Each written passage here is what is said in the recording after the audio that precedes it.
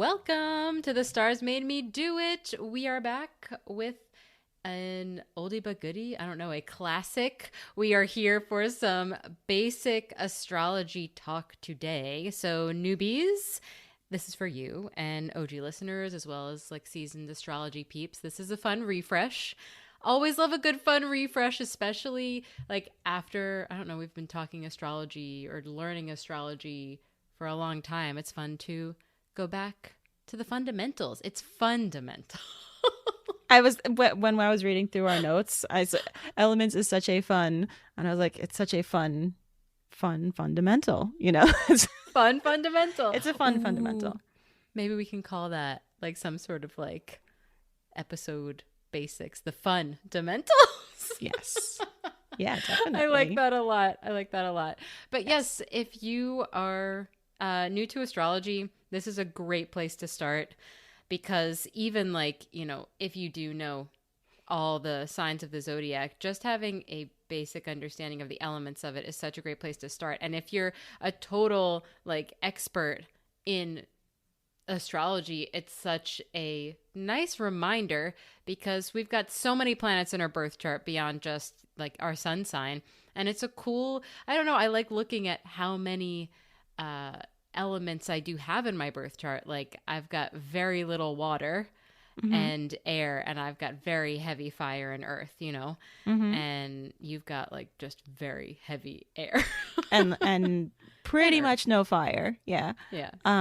Also, I think for the newbies, this is a really good way. I remember when we were like kids learning about this, where it's a good way to see how the different signs interact and learning like which ones are compatible or more compatible and which ones are less so. So yes, I like that aspect to it as well. Yes, and for those of you who don't know, this is one of my favorite stories to share, how I used to be an elementary school teacher, and the thing that got me really into astrology was seeding my students based on elements. And now it's like a thing that I've seen on like Instagram and TikTok, and I'm like, I was the original I did one. that like 10 years ago. Literally 10 years ago. I was doing that over 10 years ago, actually. Like that was in 2014, 15. Was when I was doing that. And that's what changed my whole perspective on like astrology being more than just a cool thing I like to read horoscope wise. It's really like when I was able to use it as such a tool to help my students. And I did basic like earth and water and air and fire. And we'll get into that. But that's such a good point, that it's a great tool to just understand, you know, where you vibe, because you're kind of speaking a similar language to others if you know what elements they're speaking, whatever language that is. So yeah, let's get into it.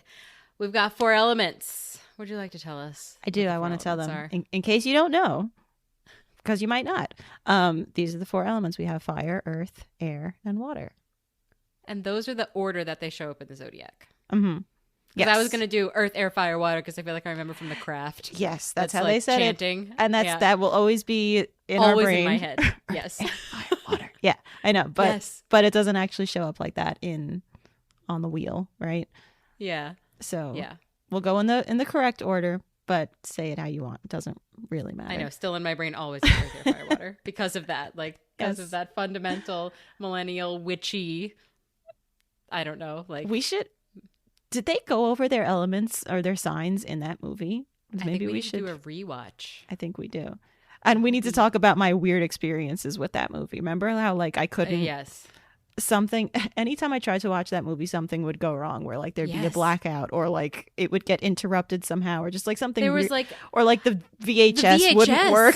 Yes. Yeah, we had like rented the VHS one summer. Like that really dates us, but like, you know, we rented it one summer and there was like a glitch with it and we couldn't get through that. The universe did not want us to have access to that sort of power, I guess, that early on. Maybe if in our 30s we're allowed to do a full watch through of that. Let us know if you're fans of The Craft and would like that would be so interesting. Yeah, like a little deep dive into that. So let's deep dive into the elements a little bit. Okay. So we've got fire. I'll start. Do it. This is you. Fire is Aries, Leo, and Sag. It's Aries. Fundamental of Sagittarius. Where we have energetic people in the fire element, confident, active, inspiring, risk takers. They're also impulsive and impatient and short-tempered and can lose interest if they're not excited about what they're doing. Yeah, it's like, I mean, it's fire, it's passion, more energy, you know, like, and Aries, Leo, and Sag are there's like, they show up, their fire shows up in a different way. And I remember like from the very beginning, like talking about this, and this kind of helped me visualize with fire signs, is that Aries is the spark. And then Leo is the flame. Yes. And then Sagittarius is the glow. And I really like that because we can get into it in another episode when we're talking about modes for cardinal, fixed, and mutable. But, you know, Aries really is that like quick to light up, quick to extinguish. It's that spark energy. And then Leo is that steadfast flame energy. And then Sag is the, you know, it's dispersing that glow, you know, it's dispersing the flame and the heat. And it makes me think of campfire as well, like, you know, coming around the campfire. But then Leo kind of is that campfire, and Aries started it off. Also, I love this. And I don't know, do we have that for the other elements, or is that just the little analogy that goes along with the fire signs? I just think of it with fire, but like, I would love to know for the other elements too. Yeah, we'll have to come up with some other comparisons there. But like, yes, but like the Aries, they're usually quick-witted people. It can be short-tempered, like it's quick, like fast, right? Yes. And then Leo is like the fire or the center of attention a lot of the time, like the freaking fire. And Sag is, I'm gonna expand, I guess. Yeah, I'm gonna spread that knowledge. I'm going to go. Yeah. Yes, I'm gonna like, I don't have to be starting it. I don't have to be maintaining it, but I'd like to share and spread it. Yeah.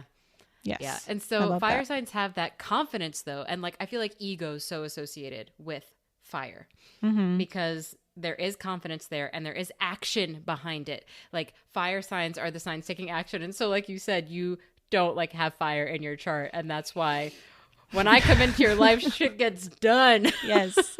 Really, any fire signs, things get done when they're when I'm around them. And also we'll talk about this, how the elements interact, where I'm an air sign and have a lot of air. So like I do benefit from the fire, and the fire benefits from me. Exactly. Yeah. So things I really like about fire signs in general is that you notice them. I feel like there's never a fire sign, like someone with heavy fire sign placements that's going like unseen somewhere. Like you notice fire energy, and I really like that about fire energy. But then of course you could sometimes, like, it can be a lot, like fire energy can be a lot of action behind the scenes, a lot of, you know, it's like, I love quick-witted, like, you know, like you said, that Aries like can be really just respond really fast, which I can so appreciate. Yes. But then there's like that responsive versus reactive, like they can be so reactionary, and that's the part that can be hard. And then, but the quick responses, love a good quick response. My fiery self loves the quick Aries energy. Yeah. And then Leo is going to be noticed by everybody, and Sag is going to be like sought out by people because of that warmth and that glow, and they just find a lot of people, they find a lot of information, they find a lot of adventures because of that. And then but on the other side, fire energy, like you think about it elementally, it can burn too, like it can warm or it can burn. Yeah. All right, so should we move on to Earth? Let's do it. So Earth, we have Taurus, Virgo, and Capricorn.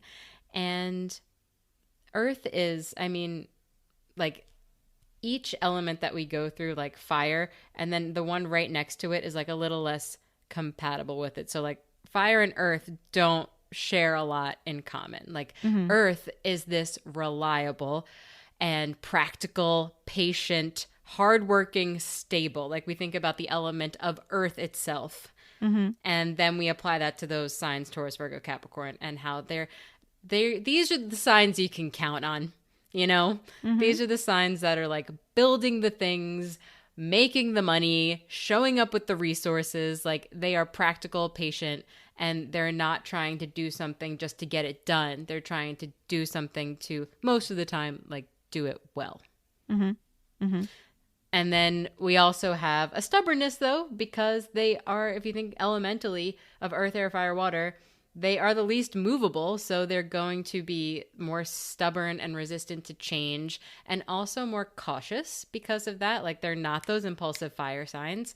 And then we have materialistic too, because they really do care about resources. And that can be such a positive thing to care about resources, but it can also turn into materialistic when you care too much about resources. Yes. Yeah. And now I'm like, oh, how can we compare these to the, the spark, the flame, and the glow? Yeah. Like maybe like, I don't know. I don't know. I'm trying to come up with an example. I would love to hear, like, for anyone listening, like, your versions of the other elements. Like, that would be a cool thing to let us know, either like on the comments, like on these episodes, or on Instagram at the Stars Made Me podcast. Like, let us know what you would consider the earth version of the spark, the flame, the glow. I'm like, is it like a rock and dirt and plants? Ooh. Yeah. Or something like, you know what I mean? I like Taurus. I love Tauruses. I feel they're like relatable to a boulder in a way, where, you know what I mean? Totally relatable to a boulder. Yeah, it's like immovable. you wouldn't look at a Virgo and say that's a boulder of a human. No. Not so much. But a Taurus, like, and I mean it in a nice way. I know that's a nice boulder. If you had to choose a sign that reminds you of a boulder, probably Taurus, right? Yeah. Yes. I don't know. I feel like Virgo is more like earthy in like the plant sense, maybe. I agree. Yeah. Yeah. And then Capricorn is like a mountain. Like, it's not a boulder, but it's like a mountain in the distance. Like, it's going to take a while to get there, and then it's going to have a great view, and there's going to be challenges. And like impressive. Yes. Yes. A lot of Capricorns are very impressive. Very true.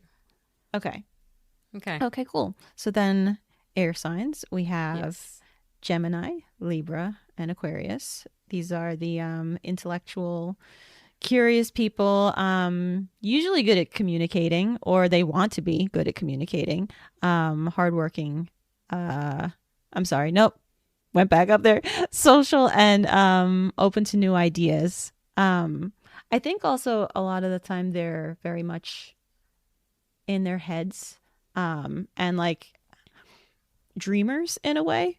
And imaginative, I guess, where I know that's very like associated with Pisces, and we'll get down to that. But I think that a lot of the time the air signs are very much like they're cerebral, way more in their heads than they are in the world, in the physical world. That's very true. They're like, because their brains are so powerful, that's their superpower, as opposed to that earth practicality and dependability, or fire, like, creative, active energy. Air is really the thought and the brain power behind something. Mm-hmm. And then so like their qualities that can be bad because of this would be that they're overthinkers, flighty, emotionally detached, and easily distracted. And I can attest to all of that. I'm like, don't say bad. Like, let's say unevolved. And I'm like, but you're our triple air sign. You get to say it.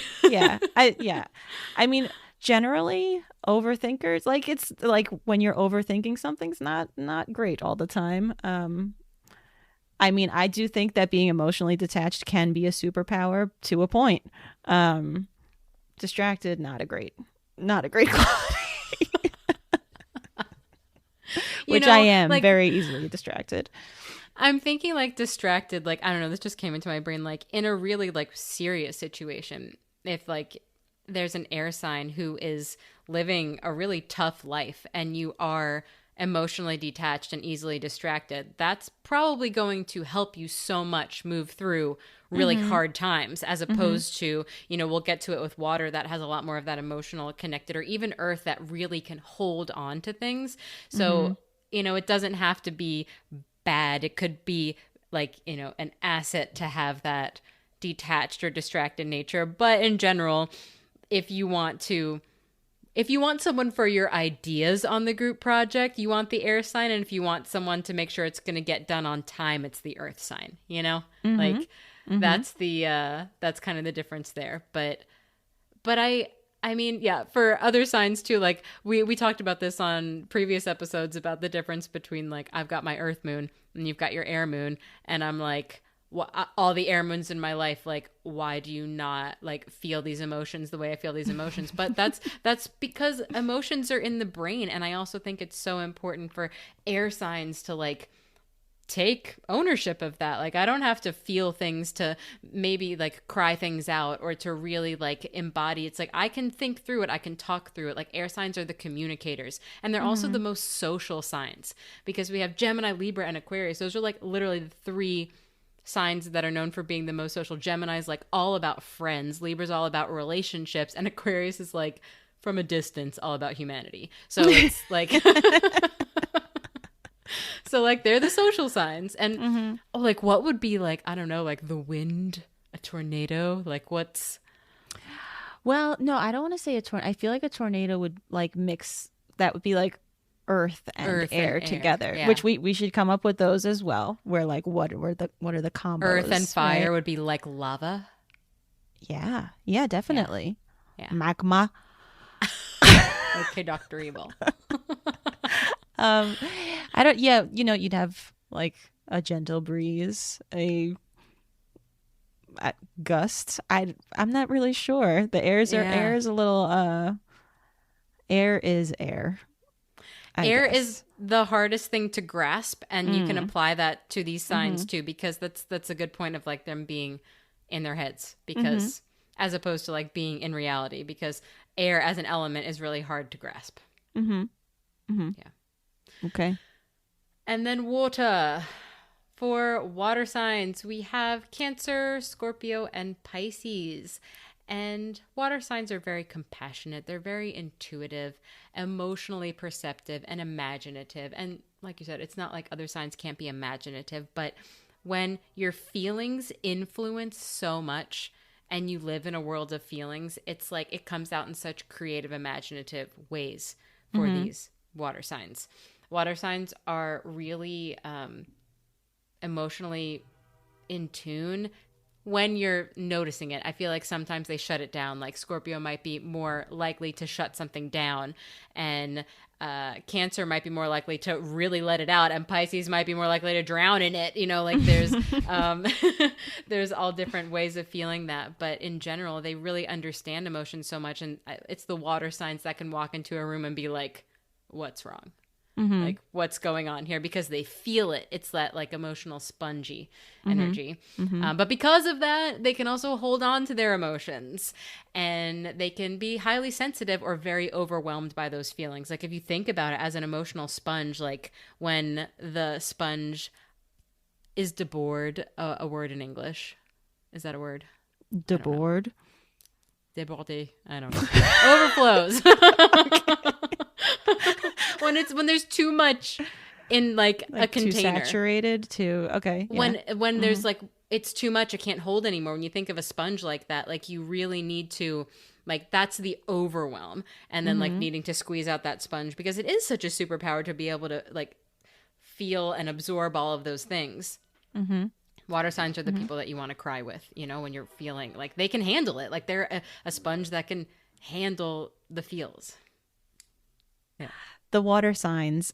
So I live with two Cancers. My husband's a Cancer. My one daughter is a Cancer. And it is so funny to me how it's just wild how a lot of the time you can't comprehend like what they're actually feeling, and how they cannot not feel it, you know, or it's just, and I have to say to both of them, especially my daughter, I have to be like, feel it, and then let's move on. Let's not bask in it. I say they like to bask in their emotions, and to a point it's okay. And also, you know, they're, especially Penelope, she's like, you're a Libra, you don't understand, you don't know. Like, you're right. I do struggle to understand her. I'm like, can we just move on, please? Like, okay, you're upset, but let's like continue on with our day. She said to you, like, you guys were telling me about how she was like, or you said she was like, Mommy, when's the last time you cried? You don't even cry. And you're like, I cried today. I was watching an animal video. And she was like, when's the last time you cried for yourself? And you're like, I don't. I don't cry for myself. Cry for myself. No, I do. So like, occasionally, but it's rare. And I love that you're like, I mean, she was like 11, 12 at the time saying that and being like so perceptive to be like, you don't even cry for yourself. Like, yeah. Oh my gosh. Yeah. Also, when she was like very little, I remember one time I think she got like physically hurt. I don't know. Not bad. Maybe like a scratch or something. And I was like, it's not that bad. And she went, you don't know what I feel. And I was like, that is such a Cancer thing to say. Yeah. She must have been like 5 at the time. Yeah. But then like on the other side, like, being in a family with all air moons, the majority of you. And I was so devastated. I had like devastating, like not like earth-shattering news, but I was so sad. And she was literally the only person in the family who came up and gave me a hug. And Penelope? And she was like 5 or 6, like even with her air maybe moon? 6 or 7. Yeah. But she's that's a great way that it overpowers too. She's a Cancer, and she's got other Cancer placements too. And all the air moons in my life had no idea how to deal with me being sad. What a concept. And then this 6-year-old, maybe she was 6 or 7, I don't know. She just like came over and just gave me a big hug and didn't need to say anything. She just knew I was sad and knew I needed a hug. And I'm like, wow, this is like, I remember when she was really little, I could not understand the emotional roller coaster of Cancer energy. And then as like, we grow and evolve and just like are able to put more words to it, or I don't know, just learn the world as we move through it. Like, she's really been like such a positive water sign energy for me of just like, she gets the feels. She gets it. And I've got a lot of earth placements, and we will get into it soon about like compatible elements. But I think that's another like just a great thing about those water signs that, yeah, they might like, you don't know what I feel and I feel too much and I'm crying for myself. Or you said, don't like stew in it. Like, don't just sit in all those emotions, but yeah, move through them. Yes. As someone with a lot of air, it really is frustrating for me when people want to sit in the emotions. And I do think a lot of the time, and not just bad emotions. Like, you could like want to stew in the good emotions too, but like not good to stew in the bad emotions. Feel them, but move through them, like you said. I feel like when it comes to emotions, Cancers can benefit from moving through it, and Scorpios can benefit from sharing it, and Pisces can benefit from stepping away from it.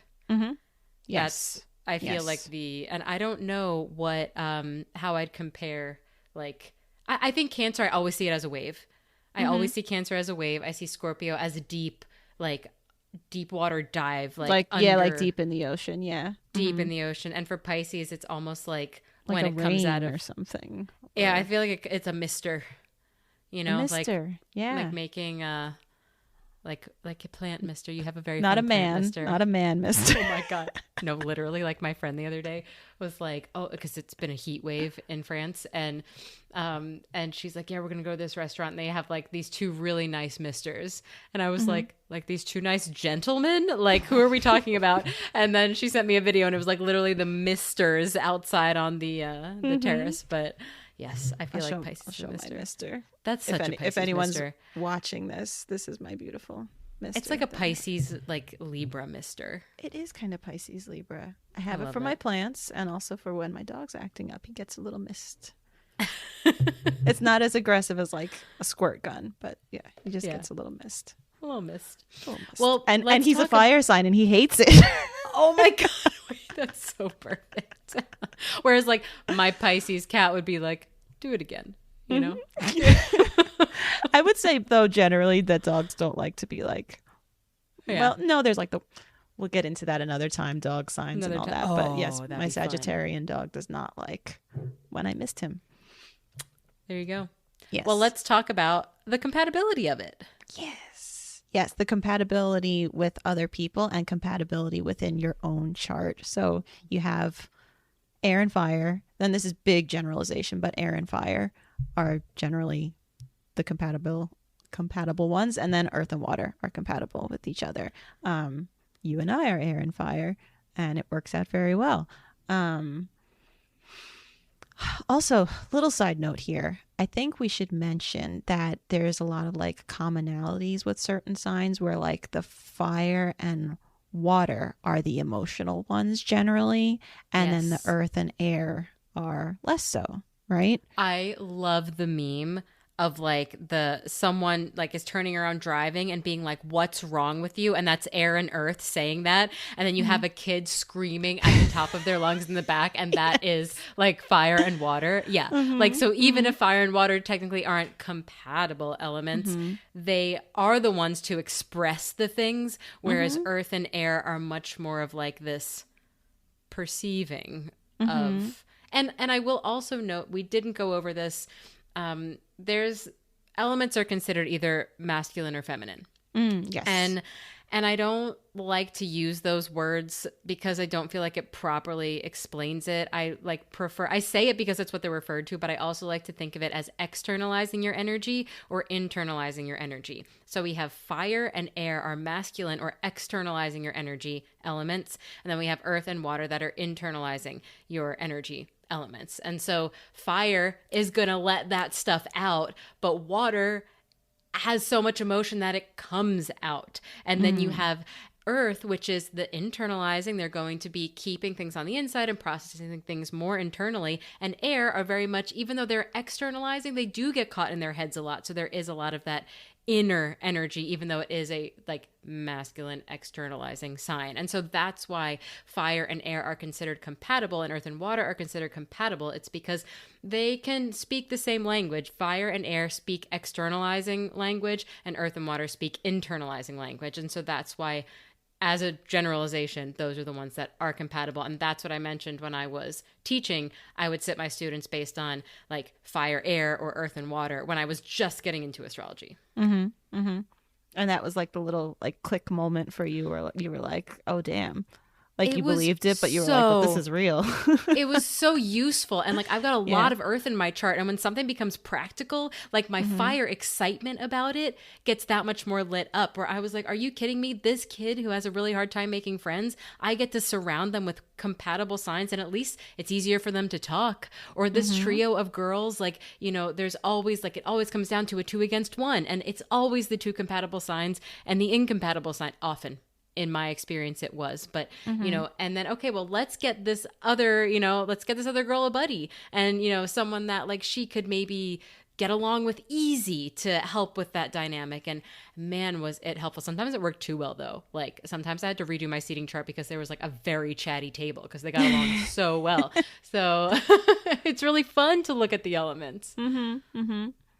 That's so cool though that teachers do that, because like what control you have in that situation, you know, little crystal ball moment, you know, or like the puppet, but benevolent puppet master. Yes. But I also like what you mentioned with having the compatibility within your own chart. Yes. So this is fun too, where a lot of people might experience this, where they have like their own internal conflict, where you want to be one way but you are the other way. It might be because you have, I don't want to say conflicting, but signs that have friction, I guess. Yeah. So say you're Pisces and you have a Pisces sun and you're a Leo moon. That's going to be a little bit of friction there, right? Because Pisces are more, well, okay, let's say they're both emotional signs, right? Have a lot of emotion there. But the Leo is more like, I want to be in the spotlight. Pisces is more, they like to step back, I guess. Yeah, like they're like, we're all one, we're all connected. It's not about my ego and identity. And Leo's very much about ego and identity as that fire sign. And so that's just like an extreme example, like Pisces and Leo, moon and sun. It's fire and water. And I think it also is for you too, with your Sagittarius with the Capricorn moon, where those are two pretty different ones too. And it totally depends. Like, we can get into an episode that goes over like the aspects of things, because some aspects are more like harsh than other ones. Because with your example with like, Pisces sun, you're like, I'm creative and I just want to go with the flow and I feel all the feels. And Leo's like, but please look at me and I've got something to say and I want to be noticed. And I don't just want everybody to be okay. I want to be known about it. Like, there's that, and there's a pride to Leo energy, whereas Pisces is like completely removing yourself from identity. And but at the same time, it's not as difficult as it could be if it was Leo and Scorpio, because Leo and Scorpio, we can get into it in aspects, but those energies are square, so there's just more friction. Like they have more friction, even though they're both fire and water. And so like Leo and Pisces, that's like an inconjunct. Like neither one of them are the same element or a compatible element, and they're not a compatible mode, which again we can get into in another episode. But like, that's a really good example that you gave of like, when you feel like, I'm a Pisces, and then you're like, but why do I feel something else alongside with Pisces? And that's like with me, it's Sagittarius and Capricorn. They're also that, they're not battling one another. Like, Sagittarius and Capricorn energy aren't trying to fight, but like Sagittarius is all about freedom and no responsibility and just doing it. And Capricorn's like, no, let's make an actual like plan to achieve and accomplish the thing. And so like those two energies are like, we're not. But to your point, I really like that you brought up like that fire and water, even though they're not compatible elements, that they both are the like more emotional, like sharing ones. Because since I have fire and earth in my chart, it's not maybe as friction or like pulling you within yourself as maybe, let us know if you have Leo and Pisces placements, maybe it's not that same pull, because my fire's the emotional one and my earth is the very grounded energy. So that's kind of keeping those together. And you in your chart, you've got a lot of air and then earth. And so that's like extra, or the least likely to outwardly express emotional things. And that's why maybe some like Cancer energy would be like, whoa, that's a lot. Yes. And I think also that's why it's so important to look at your whole chart and why some people just don't believe a lot of this, because it's like, oh, well, I am a Gemini, but I don't like to talk to people that much. I don't like to, but like maybe you have a like Scorpio moon and like, so you're much more guarded. Yeah. So I think that's, you have all the different placements, you have all the different elements and different aspects of each sign. So it's important to look at the whole chart, as we all know. Yes. But yes, this really, I don't know where I'm going with this, but yes. The air just kept distracted. airing. I was like, I had a point to make here, but yeah. It's just like a little overview is that, when it comes to elements, fire, we can go over just like a cat moon recap, as I am wont to call it, of everything we talked about. Like, fire signs are motivated by passion. Earth signs are motivated by security. Air signs are motivated by understanding. And then water signs are motivated by emotional connection. And then when it comes to decision makings with that fire energy, it's very instinctual. That's a great word that we need to really add to that fire sign list. Like, they are going to decide instinctually. And that's why it's great to have a well-rounded chart, because sometimes, like instinct can be to just say the thing right away, where you need to think through that a little bit more. But instinct is what's going to be that decision making for fire, something practicality for earth, logic for air, and then intuition for water. And so in your example of like, that Pisces Leo energy, that's bringing instinct and intuition. So that's kind of a superpower, Yes. like you've got such strong instinct and intuition with those fire and water. Like when you make a decision, you pretty much know what you're talking about. Like you feel it and you have that basic human instinct with it too. And so the biggest strength for fire is courage, earth is reliability, air is communication, and water is empathy. And then when we get to those challenges, fire is going to have that impulsiveness. Earth is going to have that more like immovable rigidity. Air has the overthinking, as you mentioned. And then water is that emotional overwhelm. So there's your overview of that motivation, decision, strengths, and challenges. And one thing that I know you like to ask people about has to do with elements. Oh, yeah. So this is just a fun little thing.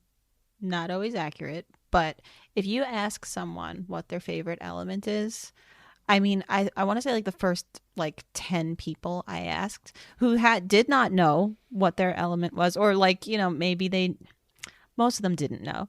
And most of them chose their sun sign element. And I just think that's really interesting. It's so that true. That happens, It's I think, so cool. Like your mom was one of the anomalies where she's a earth sign, but she chose water. Said water. Yeah. But like almost every other person I've ever asked, what's your favorite element? Earth, air, fire, water. They will usually choose their sun sign element, and it's pretty freaking weird. My dad, I remember, because my dad is a Capricorn as well, and he's an Aquarius rising Libra moon, so he is earth, air, air. And I remember asking him, and he was like, air, earth, air's pretty cool. I really like air, but if I had to choose one, it would be earth. And I was like, oh my God, like it was just too good. And I also remember like childhood, like family friend that I grew up with, like is an Aries and I'm a Sagittarius. And we were watching Avatar: The Last Airbender, like, oh, shout out to that show. God, I love it. That would be fun. It's like our all fire nation, fire signs. Okay. But we were watching and the Fire Nation are the bad guys in the show, but like I just remember we were like maybe like middle school, like early high school, and we were sitting watching it and we were like, what nation would you be if you were? And it's like what power would you have, rather? Yeah, it's like I'd be a firebender. I'd be a firebender too, and like didn't want to admit it because they were the bad guys, but we're like, if I had to choose a power to have, I'd freaking be a firebender, and it's so cool to see that. Or I would say it's very likely that it's in your top 3. I think my mom really is the anomaly there, but it's fun to ask people that, like, what's your favorite element? And I remember asking another air sign, and they just looked at me and went, you need air to breathe. Yeah. It's so good. I love that. It's so good. So there's our overview on elements. If you have any other like analogies, love a good analogy. That's how I function in life. For any of the elements besides that spark, flame, glow, like could be a different one for fire or for any of the elements, please let us know. I'm so curious. Yes. And also the combinations too, where it's like, what does fire and water make? There was, I'm pretty sure, I want to say it was Full House. And make a old reference here, but someone was like, what do you get when you mix fire and water? And they were like talking about themselves. They're like, yeah, we're like fire and water, we don't mix. And he's like, no, you get steam. And she was like, you get a puddle. And I feel like you can get either one. Like, yes, you can get steam, but you could also get a puddle. Yes. Or maybe you get some boiling water or something. Like, it's fun to mix the elements too. Or like a hot tub, Or a hot tub. Oh, I love with that. Steam. Yes. But yes, I like to mix them up too. Where like a hurricane could be like air and water, right? Like that's kind of fun. Yeah. Or a tornado could be earth and air. You know. Yeah, it's or fun like to a mix lightning storm could be like fire and air. Or yeah, let us know. I know. I love these. I love mixing the elements. It's so fun. I do too. Well, to sign off with our cosmic sign off, we have a birth chart hotline here. Well, kind of a mix. So we have from Vix near Bath in the United Kingdom. Oh, how fun. She says, "Hey, lovely ladies, I wanted to ask. So I'm a Gemini sun, Sag moon, Cancer rising, with a Capricorn sun, Aquarius moon, Scorpio rising sun, and a Virgo sun and moon, Cancer rising daughter, who's also a firstborn eldest mini witch. Any advice, please? This is very different to my chart. Husband is a Scorpio, LOL. Thanks, loads of love." Okay, so Vix here is a Gemini sun, Sag moon, so she's a full moon babe, and Cancer rising. Mm-hmm. I mean, the first thing I'm noticing is that her daughter's also a Cancer rising. So yes, that's me and my mom. We have the same rising. Yes. Yeah. Okay. So that's probably a pretty pleasant relationship, I'd say. Yeah, because even though like Gemini and Virgo energy, that's square energy for those who are like into aspect talk, and those, that's air and earth, and they do have a lot in common because they share Mercury. So both Gemini and Virgo are ruled by Mercury, and they just do it in different ways. So I feel like even though your daughter is this Virgo sun and moon, and technically your sun and moon being Gemini and Sag, like does not relate elementally at all with that Virgo sun and moon, the fact that you're both Cancer risings feels like, okay, we may not do things the same way, but we've got the same outlook on life. Mm-hmm. Mm-hmm. Yeah. And then her sun is compatible. Their moons and rising are compatible. She's got the Sag moon.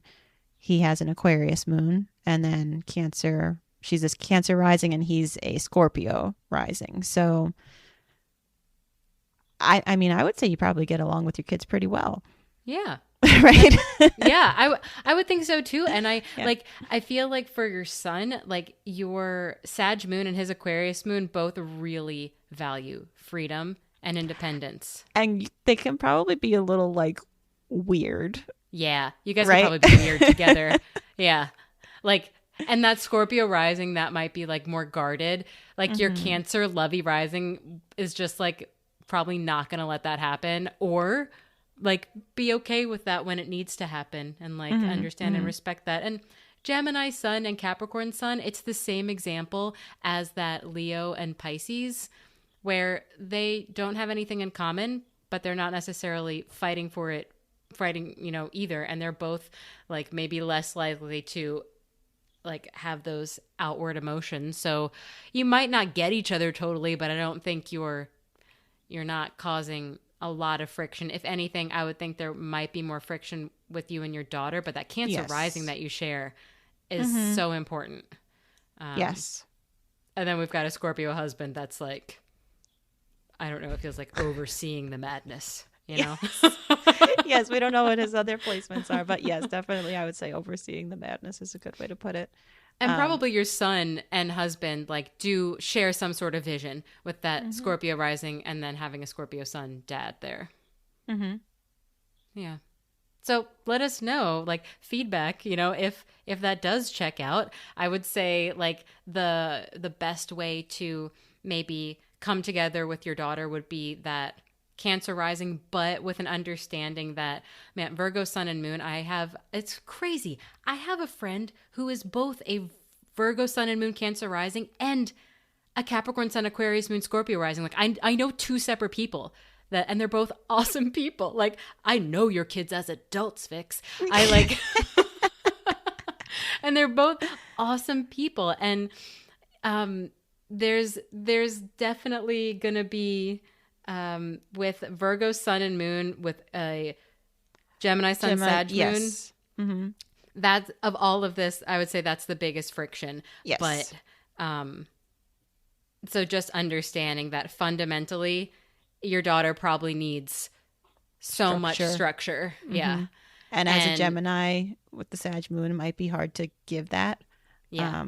So respect the structure and do your best to put to allow for structure to be in place. But I wouldn't even like say you need to structure her. I think she's probably structuring it and like just structuring herself. Yeah. Yeah. Allow that. Yes. Yeah. Yeah. Well, I like this like just little family overview. It seems like there's a lot going on, but in an interesting, like never bored way. Mm-hmm. Also just like a fun little thing that I'm realizing here. So Gemini sun, I'm a Libra sun, so we're both air suns, and we both have daughters that are Virgos. Mine is very little. But it was really funny, just a little story here. So, my husband had brought, he came inside, was doing yard work, whatever, left his shoes by the back door, and there was dirt like on the shoes and next to the shoes on the floor. And she insisted that I come over and look, and was like, mommy, come, mommy, kitchen. So I went in, and she brought me right over to the shoes and pointed at the shoes and was like, dirty. I don't like it. And I'm like, we'll get to it. We'll clean it eventually when I can get my shit together. I'm like, yes, we'll clean it up. But yes, it was just so funny. I'm like, what a little Virgo she is. And she was only 2 when she did this and brought me to the shoes and was like, you need to look at this. Like, I'm not pleased that there's dirt on the floor over here. So I don't know if your daughter is like that too, but it was just a fun little moment where even and then your so airy little, moms like yes, we'll get to it. We'll get to it. This isn't a priority at the moment, but yes, where she's like, but it is a priority for me that this dirt not be on the floor over here.